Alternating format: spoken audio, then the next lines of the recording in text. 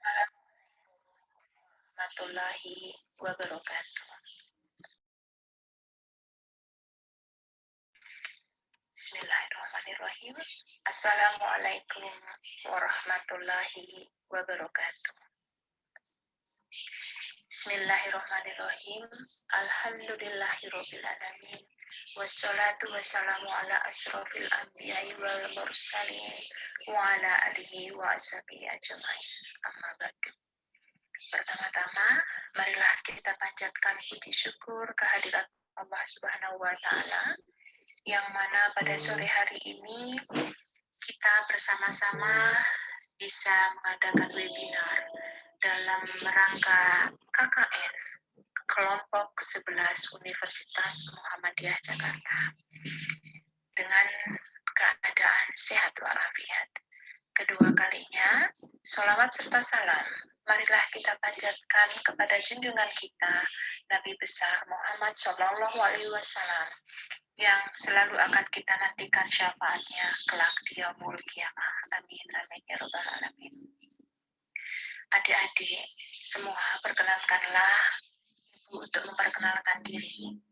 Ibu adalah Ani Setianti, DPL kelompok 11 KKN Universitas Muhammadiyah Jakarta, yang mana pada sore hari ini mengadakan webinar berkait bersamaan dengan Milad IPM ke-60 dalam workshop kesehatan dengan tema pembentukan remaja peduli.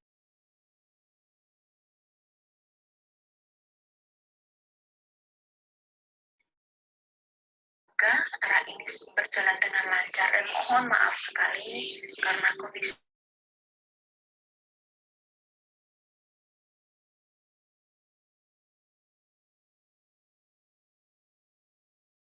acara ini berjalan dengan lancar, tidak ada suatu halangan apapun. Dan Ibu juga supaya kesehatan Ibu lekas membaik dan insya Allah operasi Ibu juga berjalan dengan lancar. Amin, amin, ya robbal alamin.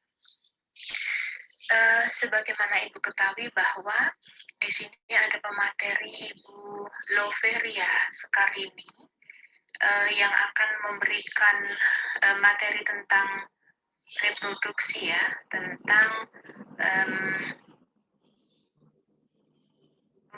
pembentukan remaja peduli kesehatan reproduksi di era new normal, yang mana reproduksi sangat bagus sekali, sangat merupakan sesuatu yang memang pantas kita harus pahami ini semua sehingga bisa berdampak pada kesehatan kita untuk saat ini dan untuk kemudian nantinya ya. Adik-adik semua, untuk kelompok 11 pun jangan lupa untuk membuat laporan, kemudian untuk membuat artikel, yang mana artikel itu nantinya juga akan kita semaskankan, yang mana adik-adik sendiri yang akan mempresentasikan hasil dari program KKN di tahun ini dan juga program webinar yang diadakan di sore hari ini. Semoga acara webinar di sore hari ini berjalan dengan lancar dan sekali lagi mohon maaf apabila Ibu tidak bisa langsung bergabung pada acara webinar sore hari ini. Bismillahirrahmanirrahim. Semoga workshop kesehatan yang bersamaan dengan Milad IPM ke-60 dalam tema pembentukan remaja peduli kesehatan reproduksi di era new normal ini akan berjalan dengan lancar dan insya Allah akan membawa berkah untuk kita semua. Amin amin ya rabbal alamin. Mohon maaf sekali lagi Ibu undur diri. Wabillahi taufiq wal hidayah. Assalamualaikum warahmatullahi wabarakatuh. Waalaikumsalam warahmatullahi wabarakatuh. Waalaikumsalam warahmatullahi wabarakatuh. Terima kasih kepada Ibu Anis Setianti. Selanjutnya sambutan yang kedua yaitu oleh pihak mitra dari Ketua Pimpinan Daerah Ikatan Pelajar Muhammadiyah Kota Bekasi kepada Ipmawan Simponi Ramadan. Saya persilahkan.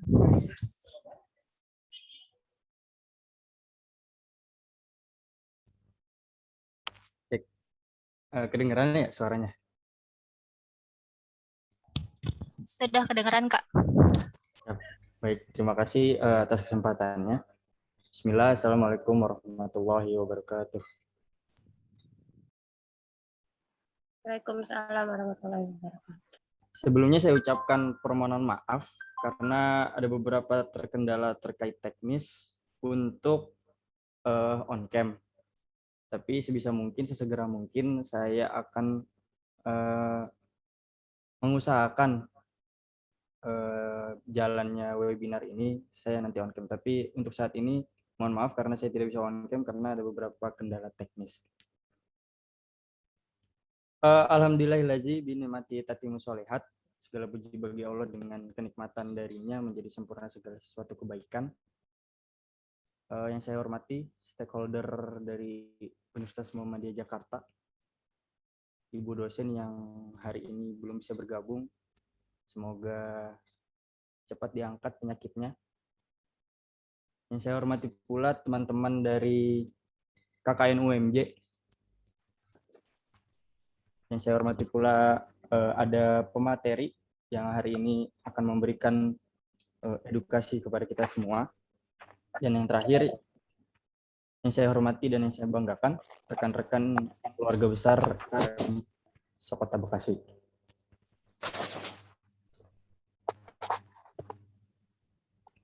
Ada suara. Baik, sudah seyogianya kita para pelaku ikatan merayakan atau menyemarakan Miladiyah organisasi.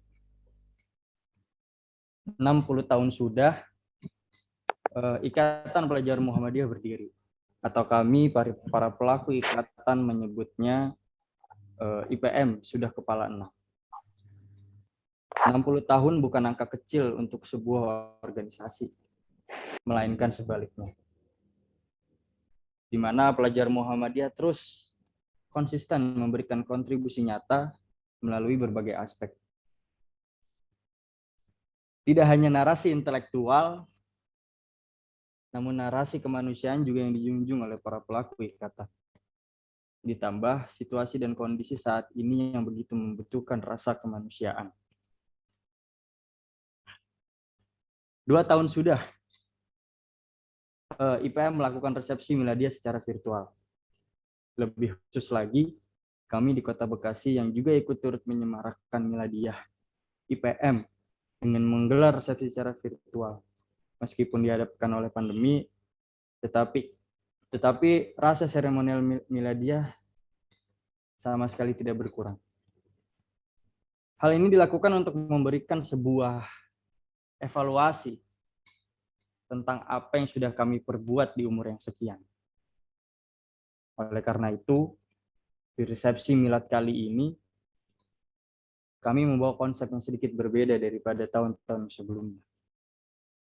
Bukan hanya fokus pada konteks seremonial, tapi fokus yang lainnya adalah tentang edukatif.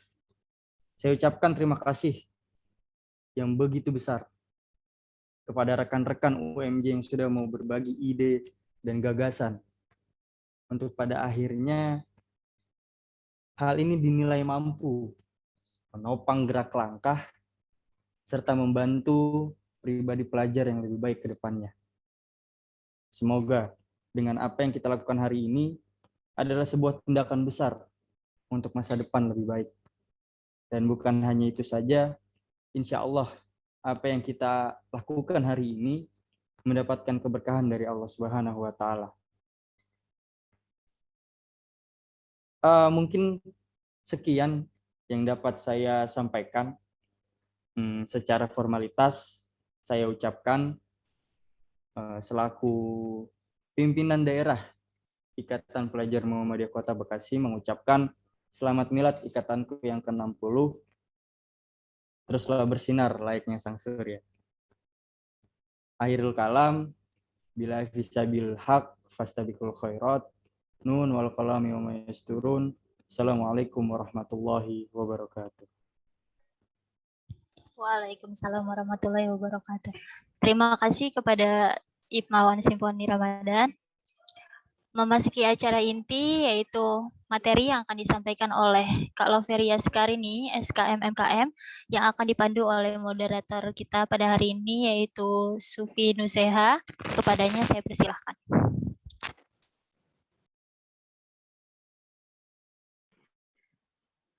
Baik, terima kasih MC. Selanjutnya saya akan membacakan CV pemateri. Nama Loveria Sekarini, lahir di Bogor pada tanggal 24 September tahun 1988. Beliau bekerja sebagai dosen dan aktivis di bidang kesehatan reproduksi remaja sejak tahun 2004. Sejak tahun 2013, beliau juga aktif di bidang kesehatan reproduksi dalam situasi krisis bencana dan beberapa pengalaman sebagai konsultan nasional Kementerian Kesehatan dan UNFPA sejak tahun 2014. Pada tahun 2016, bersama dengan Kementerian Kesehatan dan UNFPA, beliau menyusun buku yang berjudul Minimum Initial Service Package Adolescent Reproductive Health in Humanitarian Response.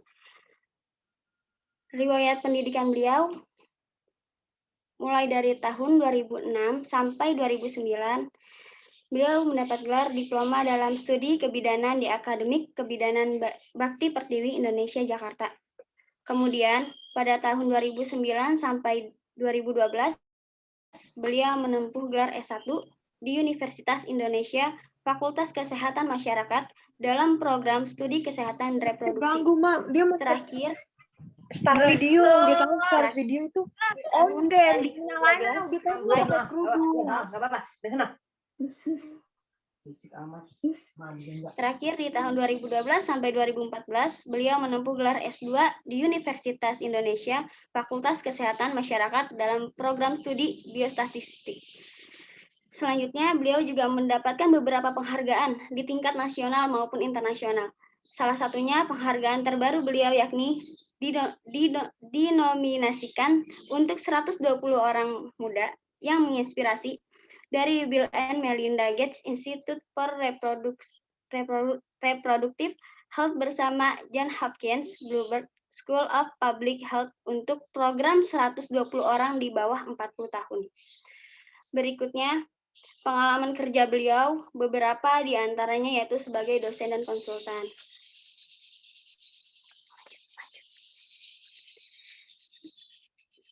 Kemudian berikutnya, ada beberapa pelatihan yang beliau telah ikuti, teman-teman. Udah ada di share ya sama Kak MC. Terus dan terakhir beberapa riwayat organisasi yang telah beliau ikuti dari tahun 2004 hingga sekarang. Kurang lebih sebanyak ini. Baik, selanjutnya mari kita simak pemaparan materi dari Kak Loveria. Kepadanya kami persilahkan. Baik, Sufi, terima kasih. Assalamualaikum warahmatullahi wabarakatuh. Waalaikumsalam warahmatullahi wabarakatuh. Ya, alhamdulillahirrahmanirrahim. Puji syukur kehadirat Allah Subhanahu wa taala karena pada sore ini akhirnya kita bisa ketemu ya. Bisa kenalan lebih dalam, lebih lanjut gitu. Saya anggap sesi ini sebagai sesi ngobrol-ngobrol santai. Karena kalau ngobrol-ngobrol serius ini bukan kelas kuliah. Saya memang ngajar, tapi saya nggak pengen sesi saya ini menjadi sesi kuliah yang terlalu serius ya. Jadi ini sesi santai. Ngomongin kesehatan reproduksi artinya ngomongin diri sendiri. Nah, saya punya satu rules dalam materi pada sore hari ini. Rules-nya apa? Kalau mau tanya, jangan malu. Kalau malu tanya karena hal ini adalah hal yang privacy, boleh direct message ke Zoom kita ya. Jadi ada di kolom chat, kamu nanti misalkan mau tanya-tanya, karena nggak semua orang mau terbuka. Karena urusan case pro tuh kadang-kadang sensitif gitu ya. Jadi kalau misalkan nanti moderatornya Kak Sufi sudah nanya-nanya nih, ayo siapa yang mau bertanya tapi malu-malu gitu ya. Nah jadi nanti boleh direct message ke saya nggak akan bacain siapa namanya. Boleh diklik dulu nanti chatnya, kemudian pilih nanti ditujukan ke saya. Jadi itu secara private. Jadi kalau teman-teman mau tanya dan itu sifatnya sangat sensitif, itu akan lebih enak gitu ya. Jadi nggak usah takut kalau nanya ini gitu, takut ketahuan namanya siapa. Jadi boleh banget bertanya secara private. Karena kalau ngomongin cash pro kadang-kadang malu-malu kucing bertanya gitu ya. Kucing aja padahal nggak malu-malu loh ya. Oke, sebelumnya saya ucapkan terima kasih dulu kepada teman-teman dari UMJ ya yang sudah menginisiasi acara ini. Senang banget akhirnya ketemu Ikatan Pemuda Muhammadiyah. Saya terakhir itu kegiatan bareng sama di pimpinan pusat Ikatan Pelajar Muhammadiyahnya nih, yang di Jakarta Pusat ya. Nah, jadi senang banget sekarang bisa ketemu teman-teman IPM Bekasi. Jadi bisa silaturahmi juga, siapa tahu kalau pandemi selesai gitu ya bisa memperpanjang silaturahmi dan bertemu teman-teman semua. Nah, baik teman-teman, saya ingin share screen terkait dengan materi yang disampaikan pada hari ini. Dapat PR dari Mbak Dwita nih ya. Dari Kak Dwita PR-nya ini, pembentukan remaja peduli kesehatan reproduksi. Nah, jadi kalau pengen jadi remaja yang peduli kesehatan reproduksi itu harus gimana sih? Ngomongin cash pro itu harus dibagi-bagi ke semua orang. Kenapa? Karena itu nempel dalam diri kita. Kalau ngomonginnya nanti, nunggu nikah, telat. Nah, saya mau bahas apa sih itu ya, tapi sebelum itu saya sharing dikit. Ini kalau di sini saya mewakili Ketua Badan Khusus Kesehatan Remaja dari Ikatan Ahli Kesehatan Masyarakat Indonesia. Saya juga ada di Asosiasi Kesehatan Remaja Indonesia. Jadi kalau teman-teman mungkin ingin gabung, pengen ikut kegiatan remaja, karena kalau tadi Mbak Sufi sudah tampilkan CV saya tuh aktif dari zaman saya SMA loh, kelas 2. Gitu. Jadi kalau saya dulu saya bermimpi pengen bisa keliling Indonesia, pengen bisa keliling dunia, pengen bisa berbagi dengan banyak orang, ternyata terwujud loh. Ya, jurusnya cuma satu, memperpanjang silaturahmi. Jadi kan kita juga diajarin ya untuk menjaga silaturahmi dengan baik. Nah, jadi kalau teman-teman ingin sharing, ingin sama-sama belajar seputar kesehatan reproduksi remaja, dan juga kesehatan remaja khususnya, nanti boleh gabung di Asosiasi Kesehatan Remaja Indonesia. Ini saya nggak ngiklan, tapi saya senang kalau ketemu teman-teman UMJ yang aktif-aktif, ketemu teman-teman Ikatan Pelajar Muhammadiyah, begitu. Jadi senang banget. Oke, saya dapat PR dari Mbak Dwita nih, katanya suruh ngejelasin ini. Sebenarnya kalau ngomongin ini ya, sebenarnya sesi 1 jam itu nggak cukup. Jadi bisa sampai berjam-jam, apalagi kalau teman-teman punya banyak kasus, punya banyak pertanyaan gitu ya seputar cash pro, karena ternyata banyak hal-hal di dalam tubuh kita yang kita nggak sadar. Nah, tanpa berpanjang lebar, saya langsung masuk nih, ngomongin cash pro. Jadi cash pro itu apa sih? Oke, boleh nggak biar lebih interaktif? Teman-teman boleh dong ketik di kolom chat kalau dengar kata cash pro atau kesehatan reproduksi gitu.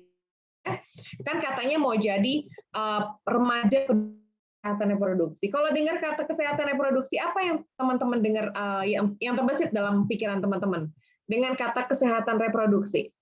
Boleh dong ketik di kolom chat. Atau ya udah deh, saya ganti pertanyaan yang lebih gampang. Apa yang terbesit dalam otak teman-teman ketika dengar kata seks? Saya ganti itu, satu kata aja. Apa yang terbesit dalam pikiran teman-teman ketika mendengar kata seks? Boleh dong ketik di kolom chat. Mau ngomong langsung juga boleh. Kak Sufi, Kak Dwita, dan teman-teman panitia yang lain juga boleh untuk jawab, untuk jawab di kolom chat. Hubungan bukan, Kak? Oke, hubungan. Hubungan apa nih? Oke, ada Zufadlan, jawabannya jenis kelamin, Kak. Oke, ada lagi nggak yang punya pendapat lain? Ketika mendengar kata seks, itu apa yang terbesit dalam pikiran teman-teman? Hubungan seksual, Kak. Hubungan seksual, oke. Nah, kalau dengar kata, oke, ada lagi yang kirim di chat, bersetubuh gitu ya. Nah, kadang kalau kita, oke, makasih ya teman-teman udah respon, walaupun saya pengennya lebih banyak yang respon ya. Ini ada angkat tangan, ada Haulilul Awal. Boleh dong kenalan ketika dengar kata seks itu apa sih? Halilul Awal? Ya, jadi Kak, tadi udah dijawab apa namanya? Apa? Jenis kelamin, Kak. Oke, jenis kelamin ya. Oke. Nah, makasih teman-teman udah respon. Nah, kadang kalau kita dengar kata Kespro, ini artinya teman-teman IPM udah keren-keren banget nih. Kalau ngomongin seks ya, sebenarnya kita terjemahkan adalah jenis kelamin. Kan ditanya seksnya apa? Bukan ditanya udah pernah nge-seks belum, gitu kan ya, kalau dalam formulir gitu. Jadi kalau ditanya seks itu apa? Jenis kelamin, male, female gitu ya. Nah, kalau ngomongin kesehatan reproduksi gimana? Kalau kita ngebayangin kesehatan reproduksi, sering sekali teman-teman sering membayangkan dengan sesuatu yang berbau jorok nih gitu ya, berbau dengan seks gitu. Dengar kata seks aja mikirnya udah langsung bersetubuh. Tapi nggak salah ya, dengan teman-teman tadi jawab bersetubuh gitu ya, atau berhubungan, nggak salah. Bisa juga diartikan seperti itu. Tapi kalau kita bicara arti secara umum, kita bicara seks, kita bicara jenis kelamin. Nah, kalau kita bicara Kespro apa? Saya sampai kasih tanda warna merah nih.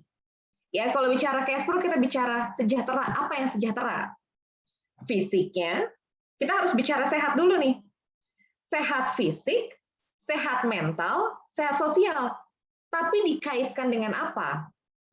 Fungsi reproduksinya. Kenapa?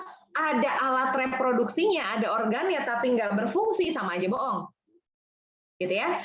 Kemudian ada sistemnya, tapi nggak bisa berjalan, sama aja bohong.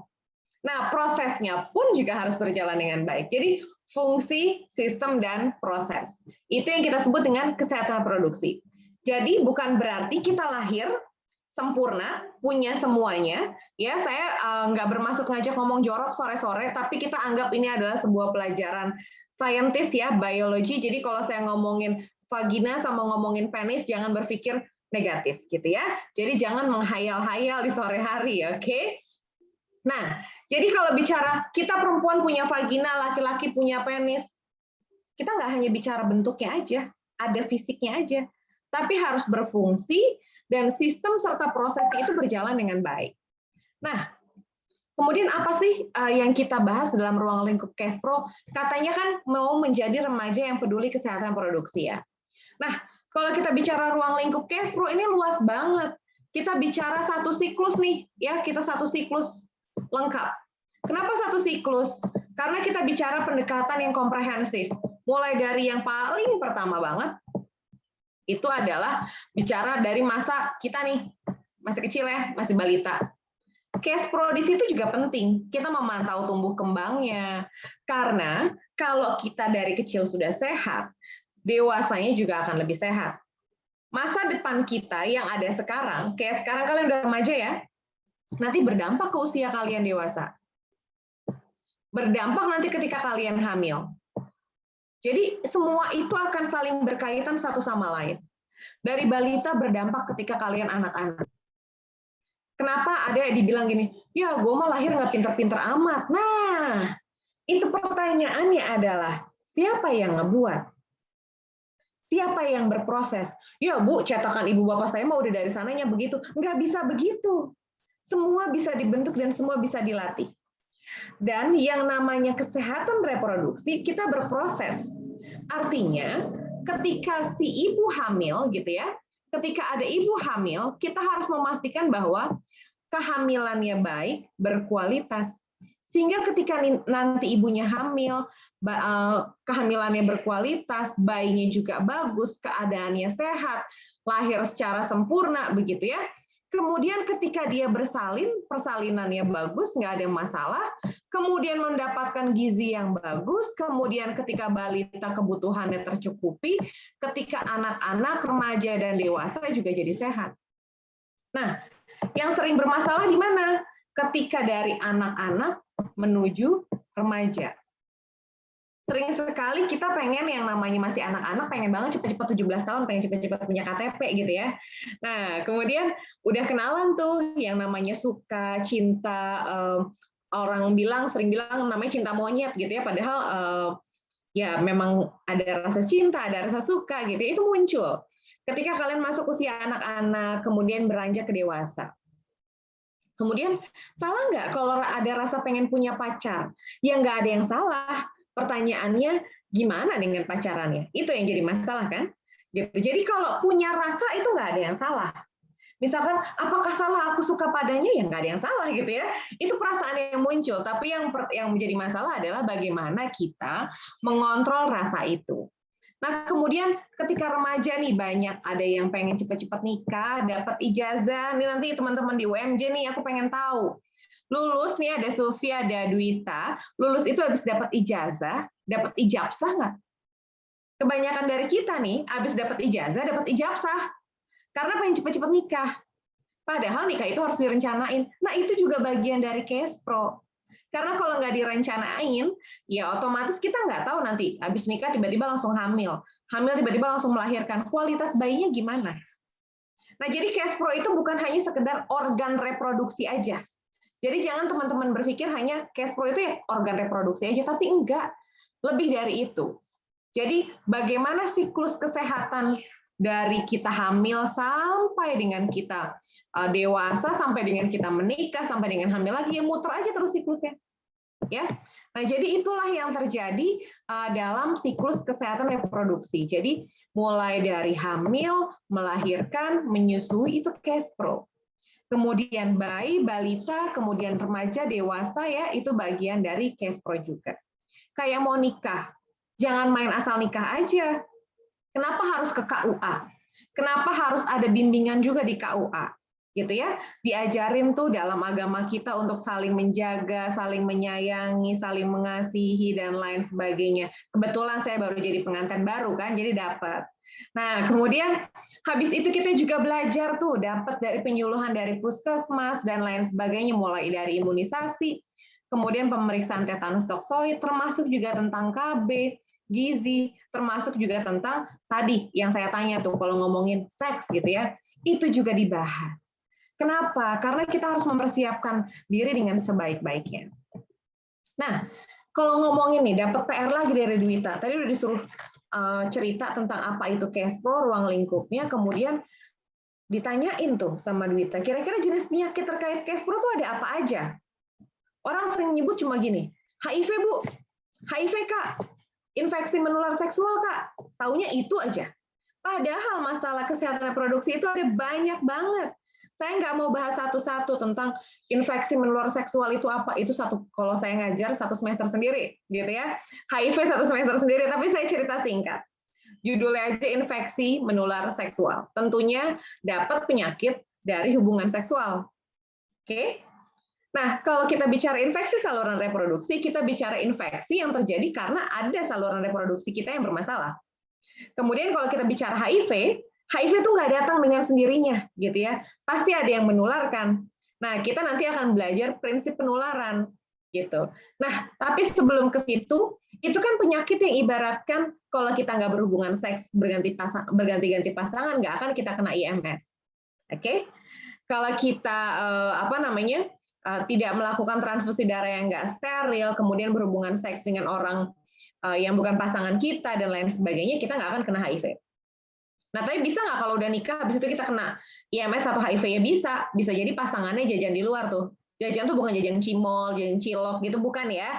Atau jajan makaroni, enggak. Tapi jajannya adalah berganti-ganti pasangan. Nah, kalau anggap nih kita, Kak, saya perilakunya baik kok. Aku sering menjaga kebersihan tubuhku. Nah, gimana? Ada nggak penyakit-penyakit lain yang bisa muncul terkait dengan kesehatan reproduksi kita? Saya kenalin dulu dengan penyakit yang sering muncul pada perempuan. Nah, ini saya tampilin gambarnya adalah gambar payudara. Kok payudara? Kak kan ngomongin cash pro, ngomongin organ reproduksi, ngapain nampilin payudara gitu ya. Nah, ngomongin kesehatan reproduksi tadi kita udah bahas ya, satu siklus. Karena bicara satu siklus, payudara juga bagian dari kesehatan reproduksi juga. Sehingga banyak banget nih remaja-remaja perempuan yang sudah ngalamin banyak penyakit yang macam-macam. Yang paling sering terjadi adalah namanya fibrinoadenoma mammae atau sering disebut dengan FAM. Jadi dia ada bulat-bulat kayak gini nih, gerenjel-gerenjel gitu ya, tapi bukan bulat-bulat kecil-kecil banyak. Tapi dia fibrino, jadi dia agak berserat gitu ya. Kalau nanti seandainya kalian diangkat, misalkan ada yang ngalamin terus diambil jaringannya, dia kayak berserat gitu. Nah, ini bisa terjadi pada remaja. Kemudian ada abses. Abses ini bisa dibilang bengkak ya. Bengkaknya bisa bernanah, bisa tidak. Nah, tapi ada beda lagi. Ada istilahnya kista. Kista itu bisa di mana aja. Salah satunya adalah di payudara. Bedanya apa? Kalau abses ini biasanya cenderung isinya nanah. Kalau fibrino itu isinya adalah jaringan, kalau kista itu isinya adalah cairan. Cairannya bisa bening atau cairannya warnanya kecoklatan kalau dia kista coklat. Ya, isinya biasanya darah. Nah, kemudian ada fibrinoadenomatosis. Nah, bedanya dia lebih kecil-kecil lagi, gitu ya. Nah, yang ini nih, fibrino dengan fibrino ini, dia itu ada cairan yang kecil-kecil. Kalau yang namanya tumor, dia bentuknya seperti daging dan dia lebih padat. Sehingga kalau dipegang, misalkan kalian melakukan pemeriksaan payudara sendiri, kalau tumor itu kalau dipegang cenderung dia menetap. Tapi kalau abses, dia cenderung lebih kepada kenyal-kenyal, tapi kalau diraba ya dia menetap juga dan nggak membentuk bulat. Sama kayak kamu benjol lah ya, bisa dipegang gitu ya, empuk-empuk tapi terasa ada benjolan. Kalau fibrinoadenoma, kista dan juga fibrinoadenomatosis ini lebih kepada kalian ngelihat benjolan, tapi benjolan itu bergerak, dia seperti bergeser. Walaupun dia sebenarnya tetap di situ, cuma dia lebih bergeser karena dia tidak nempel langsung seperti tumor. Nah, ini satu hal yang sering dilupakan karena kalau ini didiamkan, nggak diurusin gitu ya, nggak dicari tahu penyebabnya apa. Nah, kita bisa berisiko nih. Risiko yang lebih parah lagi adalah terkait dengan kanker. Ini penjelasannya ya. Saya mohon maaf belum sempat menuliskan semuanya gitu ya. Tapi kalau kita gambarin dikit sebelum saya ke kanker gitu ya, kita masuk dulu tadi fibrinoadenoma mamae. Tadi saya udah cerita ya. Nah, ini paling banyak pada usia berapa? Usia muda loh. Usia 15 sampai dengan 35 tahun. Ya. Nah, kalau kista pada usia berapa? Biasanya kalau belum nikah di atas 35 tahun sampai dengan 50 tahun, nah kista ini lebih beresiko. Tapi bisa nggak anak muda kena? Bisa banget. Ya, kemudian yang ini sering juga terjadi nih, fat necrosis. Nah, jadi penumpukan lemak ya yang terjadi di area payudara. Sehingga penumpukan lemak ini menimbulkan abses dan juga akhirnya membentuk seperti tumor. Kemudian ada breast abscess. Nah, kalau ini biasanya karena mungkin pernah ada luka ya sehingga lecet dan akhirnya ada infeksi di situ akhirnya terjadilah yang namanya abses. Isinya nanah. Paling banyak itu pada ibu menyusui. Kenapa? Karena ibunya si bayinya sering gigit payudara ibunya akhirnya putingnya lecet. Karena putingnya lecet akhirnya gimana? Ada luka, kemudian ada abses begitu ya. Nah, kemudian di sini ada namanya istilahnya lipoma. Ini terjadi karena tadi ada penumpukan lemak ya, kemudian bisa membentuk lipoma dan akhirnya memulai untuk terjadinya tumor. Nah, itu gambaran singkatnya. Baru ngomongin payudara aja nih. Karena kalau ngomongin Cashpro tuh anggota tubuh kita ya utamanya payudara dan organ reproduksi kita memang banyak banget yang harus dijadikan concern. Nah, belum lagi kanker. Kanker pun jenisnya juga banyak. Nah, jangan berpikir, Kak, saya cowok, nggak akan lah kena kanker. Bisa loh. Nih, ada male breast cancer. Bisa juga kita laki-laki gitu ya, ngalamin kanker juga. Kita perempuan apalagi, lebih berisiko lagi ya. Jadi banyak sekali ini karena inflamatori, berarti karena ada infeksi akhirnya mengembang. Berjalan ya terus-menerus akhirnya berkembang menjadi kanker. Kemudian ada lobular, berarti ada lobus-lobus seperti fibrino tadi, gitu ya, dan lain sebagainya. Jadi kanker menjadi salah satu concern utama dan masalah kanker payudara ini sering banget terabaikan. Jadi kadang-kadang kita ngediemin benjolannya kecil, ya udahlah gitu. Nah, saya itu sejak masuk usia 28 tahun, itu saya rutin melakukan namanya sadar payudara sendiri. Jadi saya rutin secara berkala, saya lupa antara 27 tahun atau ketika umur saya 28 tahun, saya secara berkala melakukan USG payudara. Nah, kenapa saya harus USG payudara? Karena kalau di usia lebih dari 25 tahun, belum menikah, tambah lagi geser ke umur 30 tahun, apalagi geser lagi lebih 35 tahun. Nah, tubuh kita tuh terpapar hormon. Perempuan punya hormon namanya estrogen dan juga progesteron. Laki-laki punya testosteron, gitu ya, tapi ada juga estrogen dikit. Nah, jadi kalau tubuh kita terpapar terus-terusan, risiko terhadap kanker payudara juga besar. Nah, selain kanker tadi, risiko penyakit-penyakit yang lain tadi, ini, gitu ya. Nah, karena banyak resikonya, jadi seorang perempuan yang usianya lebih dari 30 tahun sebenarnya, tapi saya memulai lebih awal karena khawatir ya ada hal-hal yang lain. Jadi seharusnya rutin melakukan sadari, itu saya sudah lakukan sejak usia muda, di usia-usia kalian nih, lagi masih muda-muda gitu ya, sejak saya ngerti. Jadi kalau habis setelah sesi ini gitu ya, yang perempuan-perempuan ayo setiap sebulan sekali rutin gitu ya. Nah, kemudian kalau udah nanti ada tetangga kalian, saudara kalian gitu ya ngomongin mungkin ada momen-momen khusus tiba-tiba ngomongin kanker gitu ya. Nah, nggak ada salahnya loh kasih tahu untuk rutin melakukan yang namanya USG payudara. Bayar nggak? Nggak. Di BPJS gratis. Saya pakai BPJS setahun sekali, jadi saya sekalian cek gratis. Jadi nggak usah takut untuk berbayar. Nah, banyak faktor yang menyebabkan kita ngalamin kanker payudara. Tentunya salah satu faktor utamanya adalah faktor riwayat keluarga ya. Kemudian belum mutasi genetik. Kemudian melahirkan di usia yang memang lebih tua. Kenapa? Karena baru melahirkan pertama di usia tua, akhirnya tadi tubuh kita kan terpapar hormon terlalu banyak ya. Akhirnya risiko terhadap kanker juga menjadi besar. Nah, kemudian perilaku kita nih, mengkonsumsi alkohol, kemudian merokok. Ingat, saya nggak ngerokok, Kak. Tapi teman-teman saya ngerokok.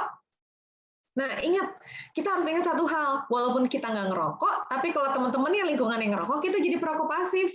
Kita juga meningkatkan risiko terhadap kanker. Nah, kemudian terlalu cepat menstruasi. Nah, yang perempuan nih teman-teman, coba kira-kira waktu mens itu pertama kali umur berapa ya?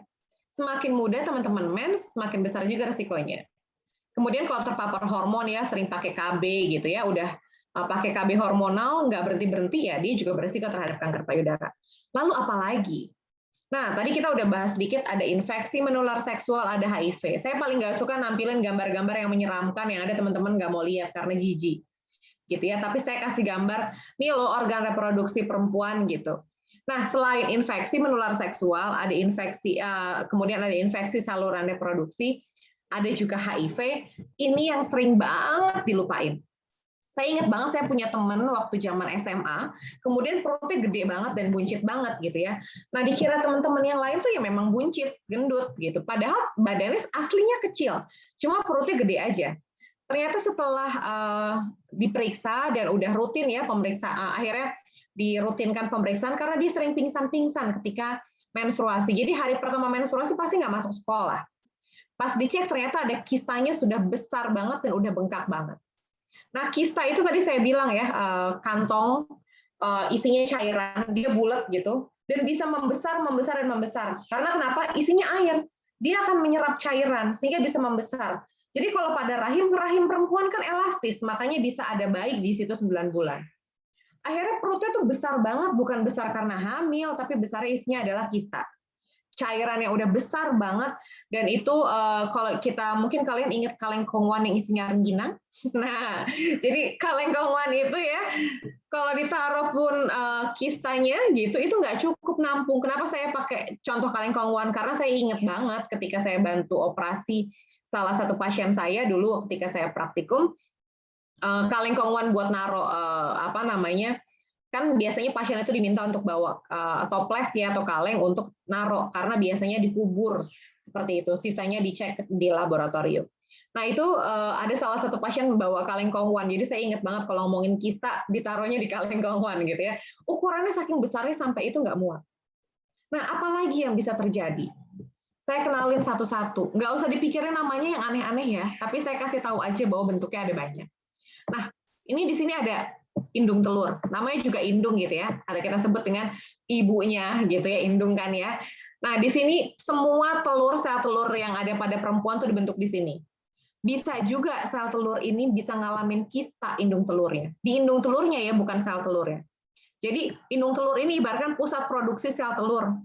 Di pusat produksi ini bisa kena kista loh, bisa juga kena kanker. Kankernya di sini aja. Nih gambarnya kayak gini. Jadi nih ada kayak luka infeksi seperti ini dan itu didiamkan lama-kelamaan menjadi kanker. Jadi ada kistanya, ada kankernya. Kemudian ada apa lagi nih baru yang di pinggir-pinggir nih. Nih ada perlengketan ya, perlengketan. Saya ingat banget saya pernah ngangkat rahim salah satu pasien saya dulu itu karena udah perlengketan sehingga udah lengket di usus, lengket di ginjal gitu ya, sehingga mau ngangkat rahimnya aja susah banget. Nah, ini istilahnya namanya adesi.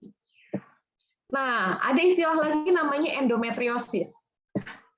Nah, endometriosis ini bisa, harusnya kalian kalau menstruasi kan di sini ya, ada darah menstruasi di sini, di dinding-dinding rahim gitu ya.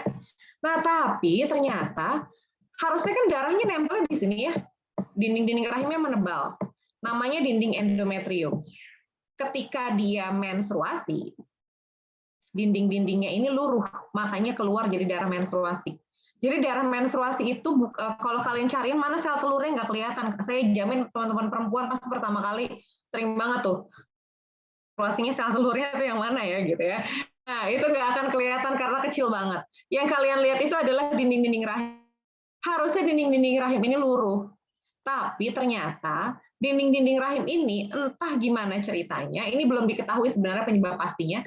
Dinding-dinding ini nempel di sini, nggak copot. Bahkan ada yang terbawa ke atas. Nah, dinding-dinding rahim yang nempel ini kalau lagi menstruasi, kemudian dia kalau dia lagi masa subur ya, perempuan itu kan ada mens, ada masa suburnya ya. Kalau lagi masa subur dia akan menebal. Kenapa menebal? Karena ketika hormon masa suburnya naik, estrogen progesteron naik gitu ya, dia menebal dan makanya ketika menjelang mens itu sakit. Dan pas mens harusnya dicopot, si otot itu ngegerakin nih, ibaratkan ini adalah rahim ya. Oke, saya pakai virtual background yang nggak kelihatan.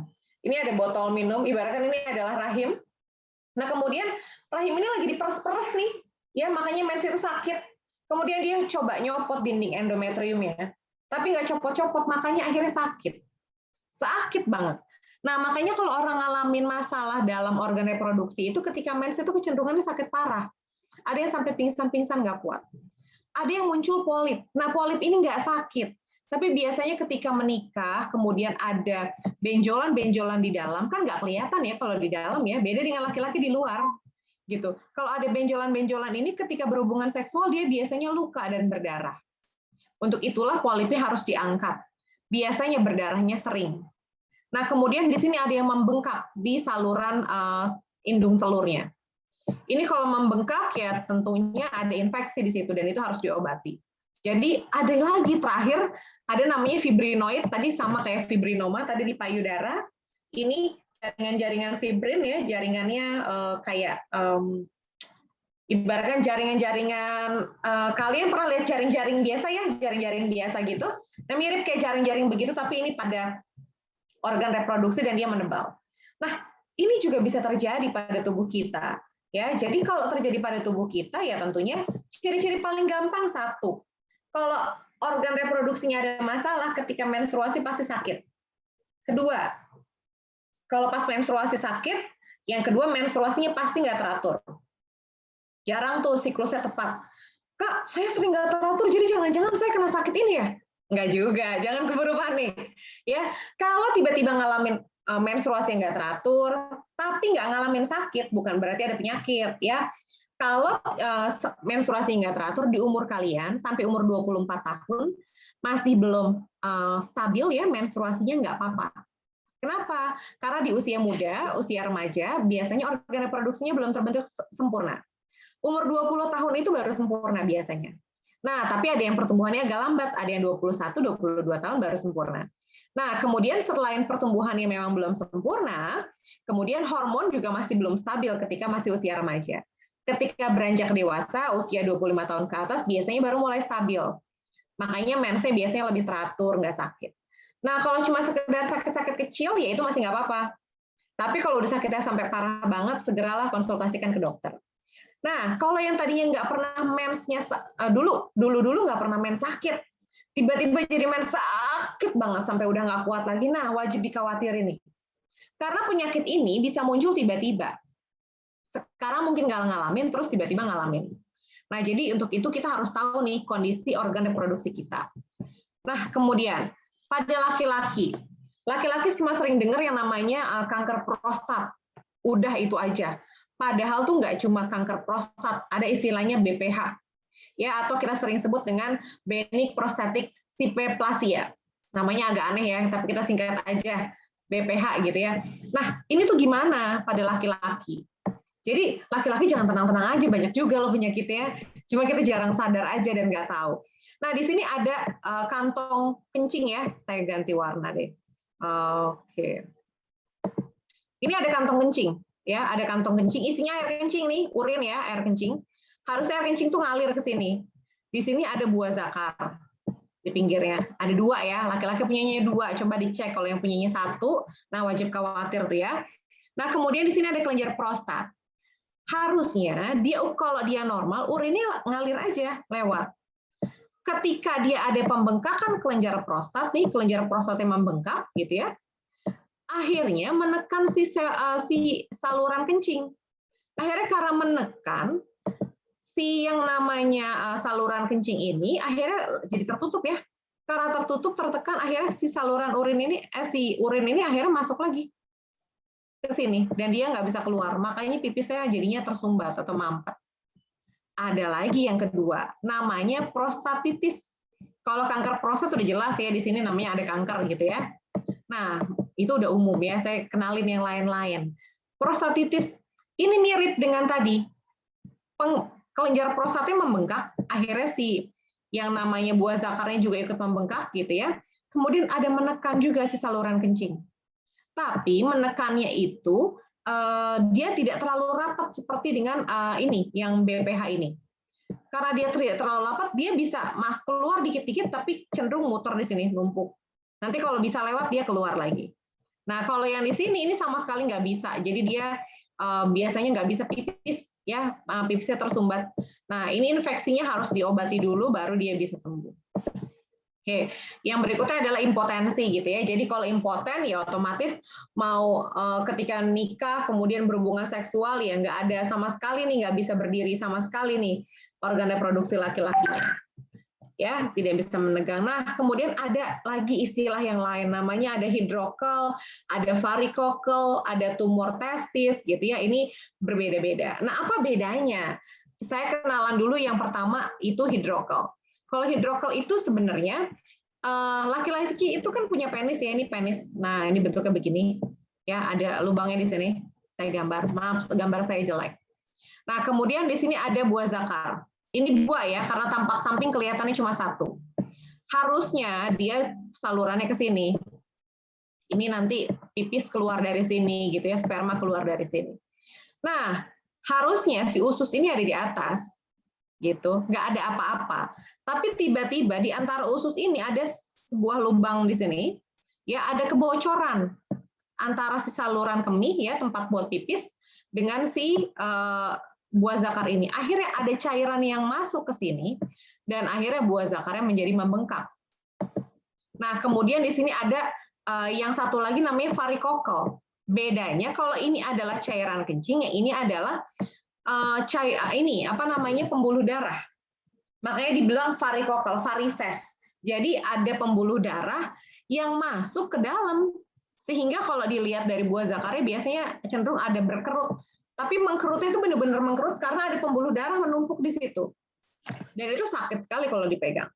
Nah, yang kalau kita bicara tumor atau kanker testis gitu ya. Nah, di sini biasanya pada buah zakar ada tumornya. Akhirnya berkembang lama-lama menjadi kanker. Nah, jadi laki-laki perempuan punya risiko yang sama ya terhadap organ reproduksinya. Terus apa sih yang menyebabkan laki-laki perempuan bisa kena penyakit macam-macam ini? Yang pertama tentunya kita bicara nggak semua penyakit itu ada penyebab pastinya. Jadi sampai sekarang ada beberapa penyakit yang belum bisa diidentifikasi dengan pasti penyebabnya apa gitu ya. Tapi banyak faktor lain juga yang mempengaruhi. Nah, salah satu faktor yang mempengaruhi adalah tentunya pola makan kita dan juga kadar hormonal kita. Nah, hormon ini sangat mempengaruhi kita. Misalkan kalau terlalu gemuk, gitu ya, atau terlalu kurus, itu berdampak kepada hormon. Jadi kalau terlalu gemuk, hormon kita, lemak-lemak dalam tubuh kita membentuk hormon namanya estrogen. Karena membentuk hormon estrogen, tubuh kita terpapar estrogen terlalu banyak, dia akan meningkatkan risiko penyakit yang lain. Karena akhirnya contoh, di sini bisa ada kista ovarium. Karena kenapa dia terpapar hormon terus lama-lama dia bengkak. Ya, akhirnya membentuklah kista kecil-kecil. Akhirnya terjadi deh kista. Kisah didiemin, nggak diobatin, lama-lama bisa jadi kanker, gitu ya, dan lain sebagainya. Nah, kemudian di sini, tadi saya baca di TOR sempat ditanyain juga. Terus kalau ngomongin kesehatan reproduksi remaja pada situasi bencana atau pada situasi pandemi COVID-19 kayak sekarang nih gimana ya? Nah, saya nggak cuma pengen ngomongin pada remaja ya, tapi saya juga pengen bicara Kespro pada secara keseluruhan. Bahwa yang namanya bicara Kespro, kita bicara ya di situasi pandemi, tentunya layanan itu sangat kurang, apalagi kayak sekarang ya rumah sakit penuh, layanan kebidanan juga terbatas. Kemudian risiko komplikasi kehamilan, persalinan itu kurang. Banyak banget teman-teman saya yang cerita, teman-teman di pelayanan bidan, mau ngerujuk ibunya karena memang udah waktunya melahirkan dan sungsang mungkin ada oblik atau ada komplikasi lainnya, nggak bisa ngerujuk karena kenapa? Fasilitas kesehatannya penuh. Kenapa penuh? Ya penuh dengan pasien COVID, akhirnya mereka yang harusnya lahiran bisa normal, yang harusnya butuh penanganan langsung, jadi nggak tertangani dengan baik, sehingga berisiko terhadap kematian ibu dan bayi. Kemudian pelayanan tentunya jadi bermasalah ya dalam hal persalinan dan rujukan. Kemudian perilaku berisiko. Nah, saya kemarin launching buku dengan teman-teman di Asosiasi Kesehatan Remaja tentang panduan kehamilan pada remaja. Kalau ada remaja yang hamil harus gimana? Kemudian kalau orang tua dengar remajanya hamil harus gimana? Gitu. Saya bukan artinya mendukung ya udah nggak apa-apa remaja belum nikah hamil, bukan artinya begitu. Tapi kalau sudah terlanjur hamil nih harus gimana? Bukan masalah ya dipertahankan aborsi, saya nggak mikirin itu. Gitu ya. Itu pilihan-pilihan yang harus diambil oleh dia dan keluarganya. Tapi yang ditekankan dalam buku itu bagaimana proses merawat, misalnya dipertahankan gimana merawatnya supaya bayinya tetap sehat, kemudian nanti diterima oleh siapa? Oleh si perempuannya yang hamil. Jangan sampai nanti dilanjutkan kehamilannya terus habis itu nanti dibuang atau diterlantarkan. Nah, ini juga menjadi satu hal yang penting. Jadi panduan-panduan bagaimana menjadi seorang ibu ya ketika hamil di usia muda. Kemudian kontrasepsi juga terbatas ketika situasi COVID-19 sekarang. Banyak ibu-ibu yang kebobolan nih hamil gara-gara COVID gitu ya, di rumah terus habis kayak gitu mau pakai KB juga nggak bisa ke tenaga kesehatan, nggak bisa ke bidan, nggak bisa ke rumah sakit gitu ya, karena banyak layanan yang dibatasi. Akhirnya risiko kehamilan juga menjadi besar. Kemudian yang paling banyak sekarang adalah kekerasan berbasis online. Nah, kekerasan berbasis online ini mulai banyak sekali, khususnya kekerasan berbasis gender, spesifiknya berkaitan dengan bullying, spesifiknya juga lagi berkaitan dengan online dating application yang juga nggak sedikit ya, berkaitan juga dengan kekerasan seksual dan juga pelecehan seksual, bahkan ada yang berlanjut sampai dengan bertemu dan akhirnya meningkatkan risiko pemerkosaan. Nah, itu kalau ngomongin bencana di situasi, ngomongin Kespro di situasi pandemi COVID-19. Terus apa yang harus kita lakukan ya? Tadi kita udah ngomongin penyakit, ngomongin COVID gitu ya. Saya mau ngasih lihat apa yang harus kita lakukan. Pertama, kita harus lakukan check up mandiri. Nah, check up mandiri itu gimana? Kan kita di rumah ya sekarang. Kalian bisa download aplikasi-aplikasi untuk mengukur menstruasi untuk yang teman-teman perempuan. Untuk laki-laki sayangnya memang nggak ada aplikasinya karena nggak ada siklusnya ya. Jadi beda dengan perempuan. Kalau perempuan harus tahu siklus menstruasinya. Kalian bisa catat hari pertama mensnya kapan, sampai hari terakhir mensnya selesainya kapan.